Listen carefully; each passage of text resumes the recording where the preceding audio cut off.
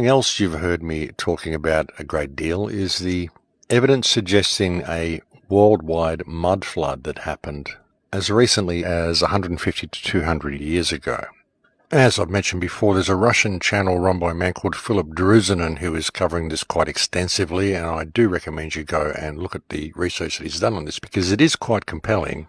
And you'll find that there is evidence of this mud flood that exists everywhere. I mean, it did happen, folks, and it was a physical flood, but it was not water, and it was an event that covered virtually the entire world. We can find evidence of this flood across Europe, across the Americas, even here in Australia.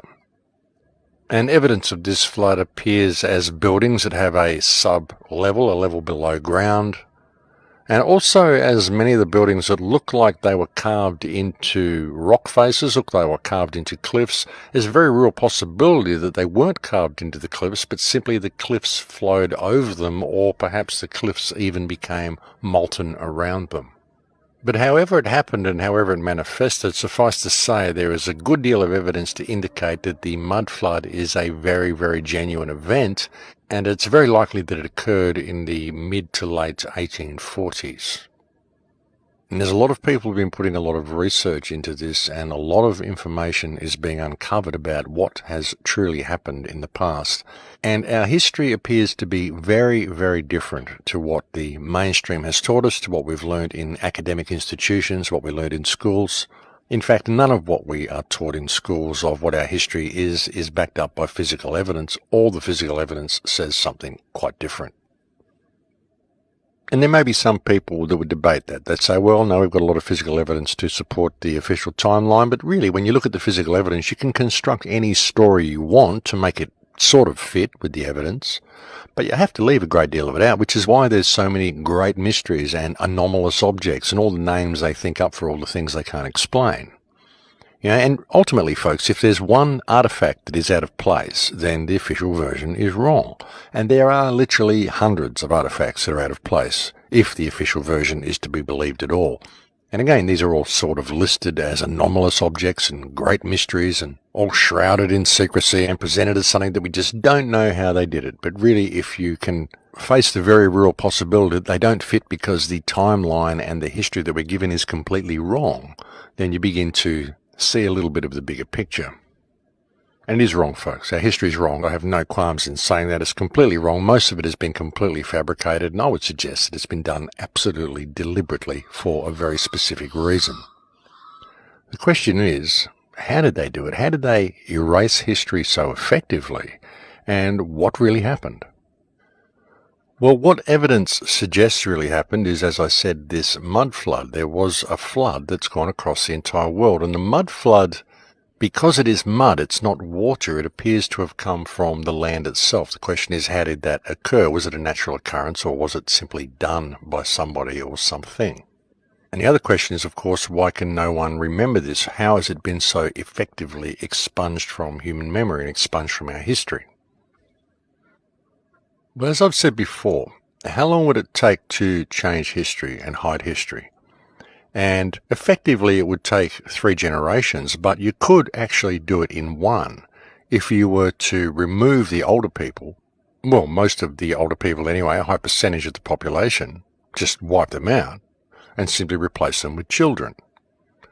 The children wouldn't know what history was, especially if they were children that had just been put in place after some sort of a cataclysm like a mud flood. And these children would believe any history that they were taught.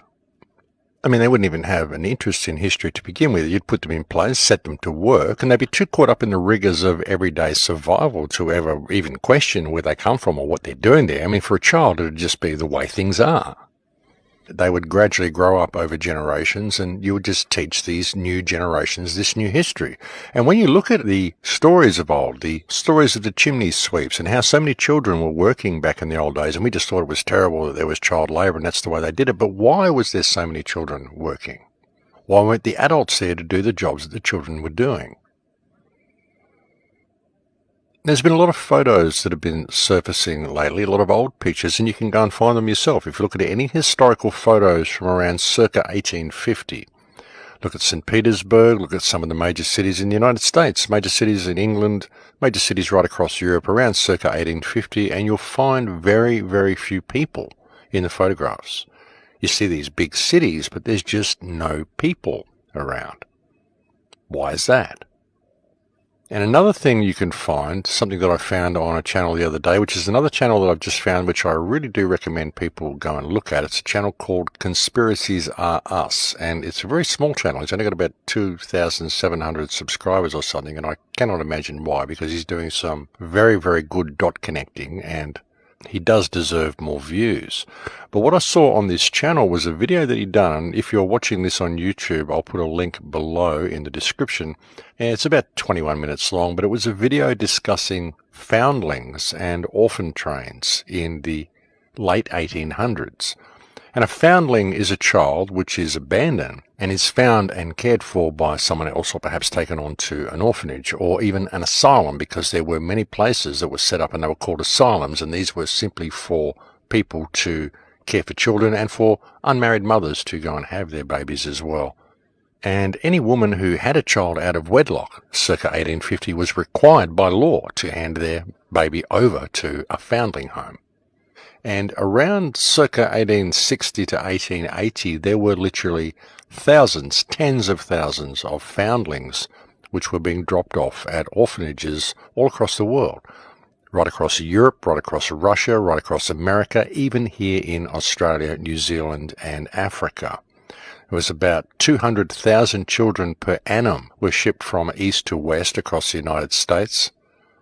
And this is what was happening in so-called orphan trains. And they just used to be shipped out there, and all the kids would get off the train and people would get up there and pick the children that they wanted, and then the train would be reloaded and they'd move on to the next town and they'd pick the children that they wanted. All the children were picked to use for labour. And it didn't matter if the children were related or anything, they were often separated, and they were simply given whatever last name the people thought they should have, given whatever first name and last name kind of by lot.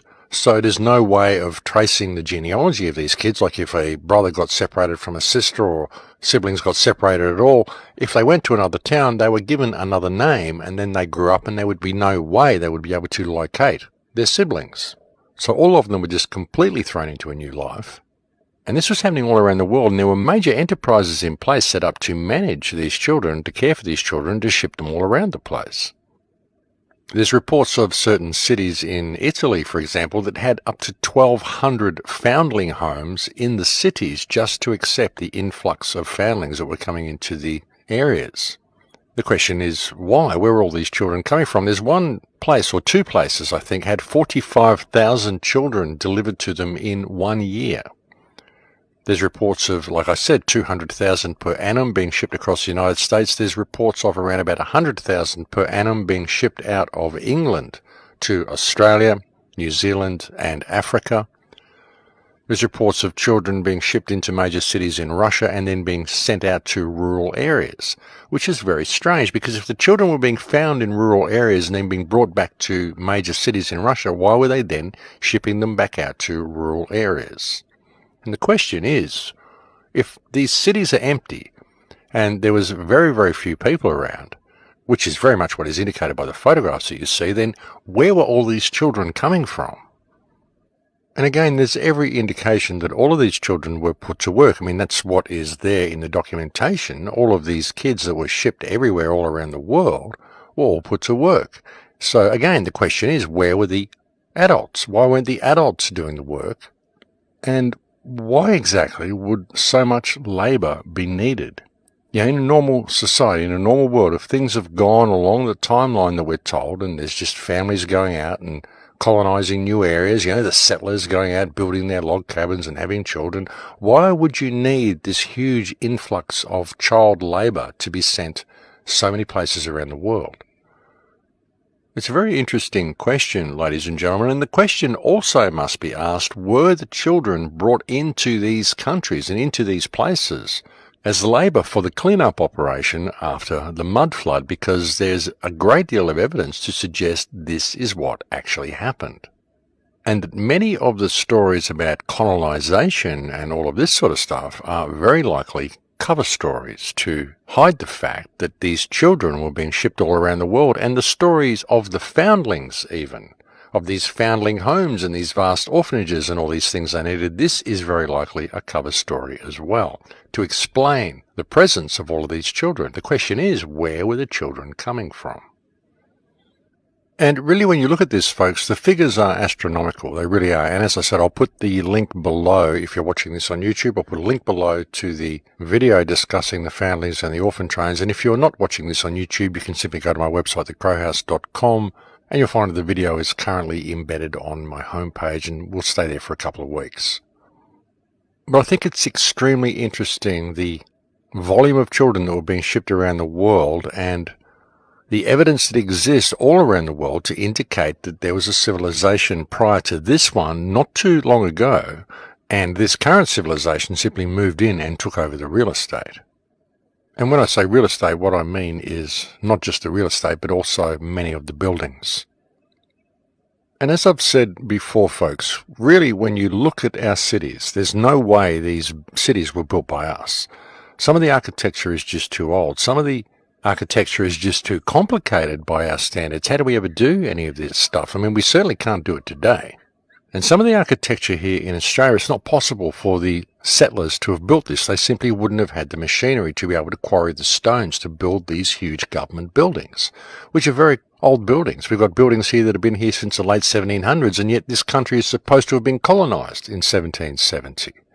And yet by 1778, we've got cities. By the early 1800s, we've got huge cities, and it's just not possible for these cities to have been built in that time. And evidence would suggest that they weren't built in that time. They were already here.